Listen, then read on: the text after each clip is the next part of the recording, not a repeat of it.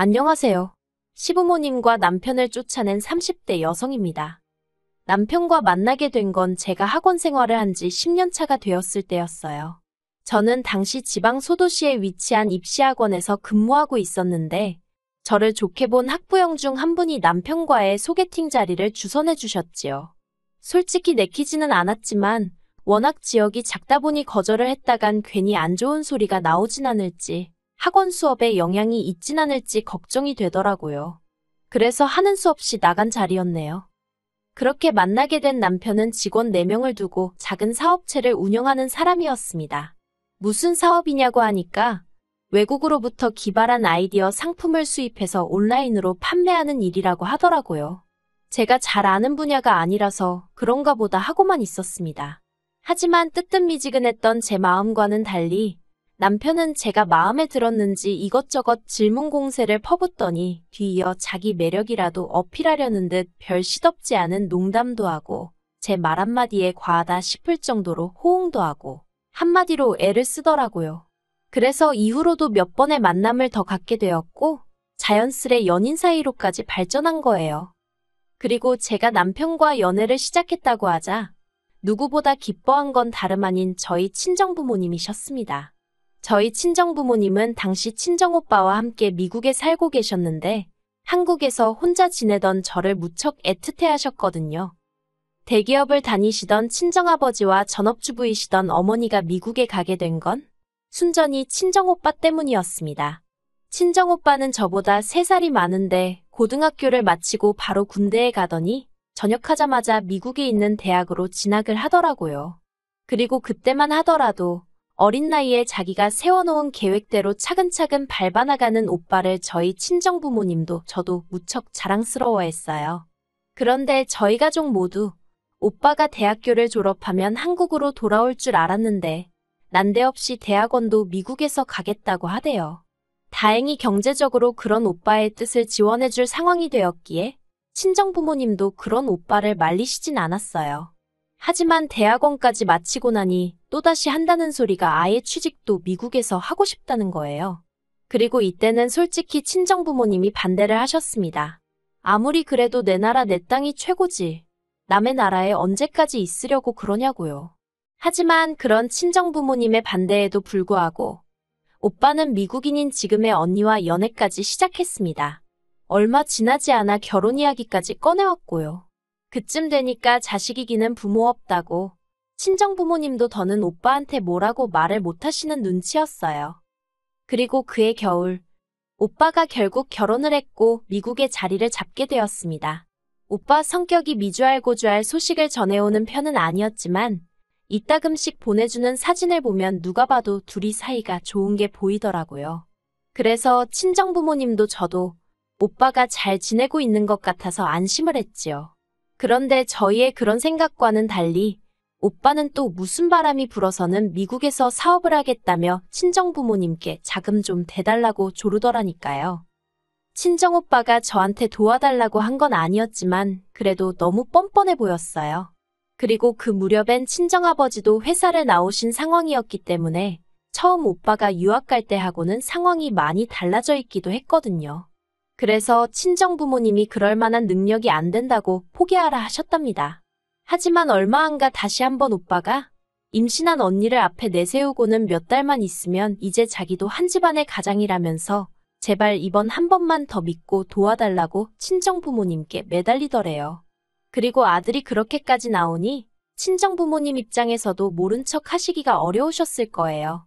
그래서 결국 친정부모님과 제가 같이 살던 아파트는 제 명의로 돌려주셨고 그 외 재산은 전부 다 현금화해서 미국으로 건너가셨습니다. 저에게도 같이 가자 하셨지만 저는 미국에서 살고 싶은 생각이 없었거든요.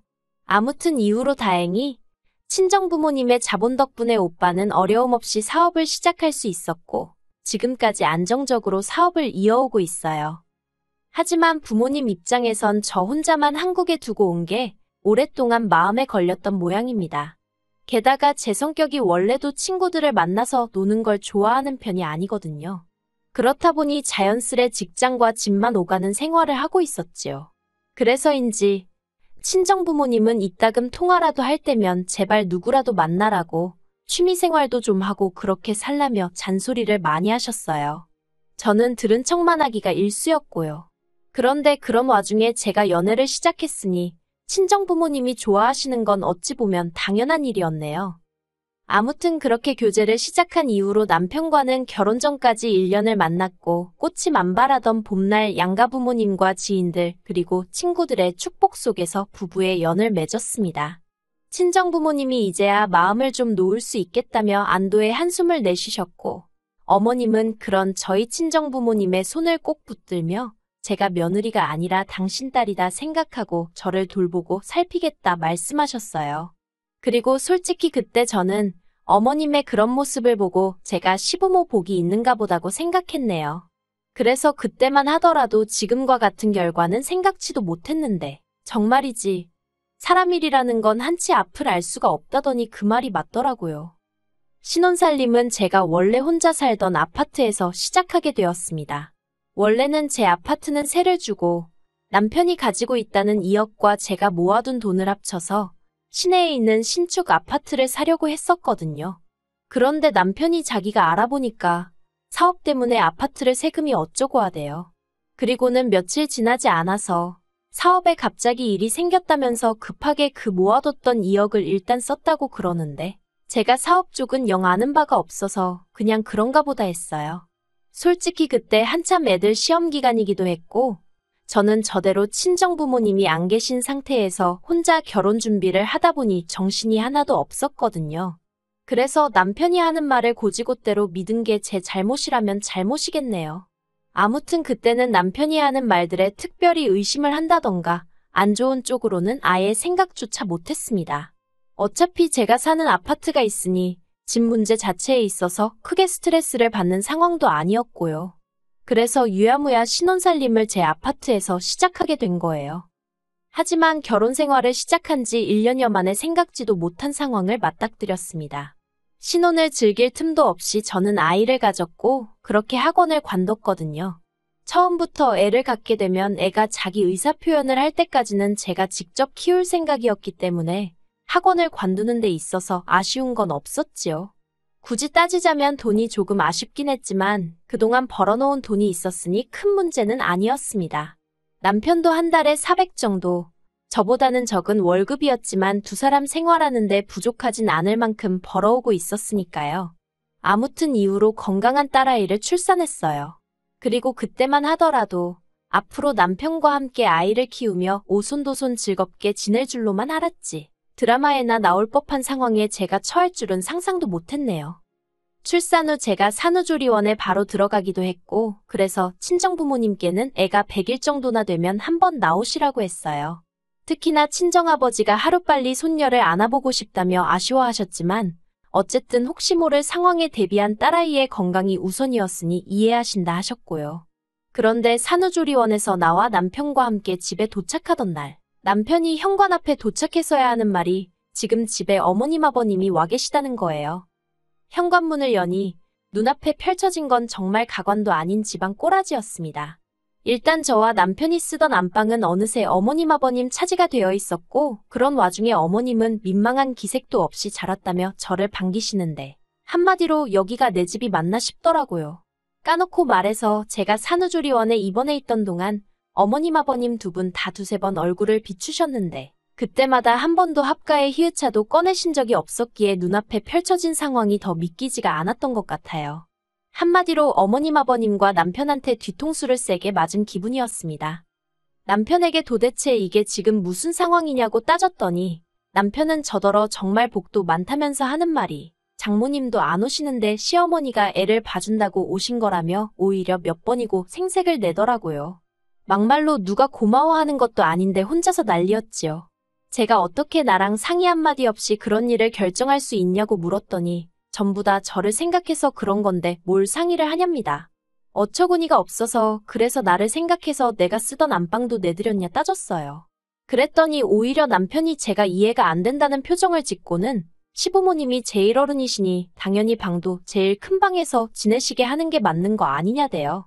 막말로 이 인간이 무슨 효자병이라도 걸렸나 싶어서 어이가 없더라고요. 어쨌든 짐은 이미 다 들어왔지. 애를 챙겨야 되는데 몸은 힘들어 죽겠지. 제가 뭔가 이성적으로 할 수 있는 상황이 아니었어요. 그리고 동시에 가구며 짐이며 다 들여놓은 어머님 아버님을 당장에라도 내쫓을 수도 없는 노릇이었기에 일단 당분간은 남편 말대로 어머님께 따레를 부탁드리고 저는 몸을 회복하는 데 신경을 쓰기로 마음을 비웠지요. 하지만 한 달이 뭐예요. 보름도 되지 않았을 무렵부터 어머님과 아버님은 저와 딸애만 남겨놓고 외출을 시작하셨습니다. 친구들하고 약속이 있네. 어디 가기로 했네. 별의별 핑계를 대시면서 말이에요. 그뿐만이 아니라 말로는 며느리인 저와 손녀인 저희 딸을 챙겨주러 오셨다면서 정작 제가 도움이 필요한 집안일이라던가 그런 쪽에 있어서는 아주 모른 척 하시대요. 그러면서도 당신들 빨래며 설거지는 끊임없이 내놓으셨고요. 한마디로 졸지에 저는 딸애 하나만 돌보는 것도 부족해 어머님 아버님이 벗어던진 속옷까지 빨아야 했을 만큼 온갖 집안일을 떠맡게 되었습니다. 하지만 그걸로도 부족해 어머님은 불난집이나 마찬가지였던 저에게 기어이 기름을 들이부으셨어요. 무슨 말이냐 하면 하루는 어머님이 저한테 따질게 있다면서 수유 중인 저를 작은 방에서 거실로 불러내셨거든요. 영문을 몰랐던 제가 무슨 일이라도 있냐고 어머님 아버님께 물었습니다. 그러자 어머님은 물론이고 아버님도 진지한 표정으로 이 집이 누구 명의로 되어 있냐고 물으시대요. 당연히 저는 제가 남편과 결혼하기 전 친정부모님이 사시다 제 명의로 넘겨주신 집이라고 이야기했지요. 그러자 어머님이 대뜸 그럼 결혼을 했으니까 공동명의로 돌려야지. 언제 돌릴 거냐고 내일이라도 돌리라는 거예요. 황당해서 결혼을 했어도 남편이 1원 한 푼 보탠 게 없는데 왜 공동명의를 하느냐고 그렇게는 어렵다고 했어요. 그랬더니 어머님이 괘씸하다며 그럼 당신도 앞으로는 저희 딸을 안 봐주시겠다나요. 솔직히 그 말을 듣는데 아차 싶기는커녕 어처구니가 없었습니다. 처음부터 공동명의가 문제인 건지 아니면 그저 딸애를 봐주기가 싫으신 건지도 모르겠던 상황이었지만 이쪽이든 저쪽이든 기분이 나쁜 건 사실이었으니까요. 그리고 동시에 그간 저희 딸애를 봐주면 얼마나 봐주셨다고 저런 소리를 하나 싶대요.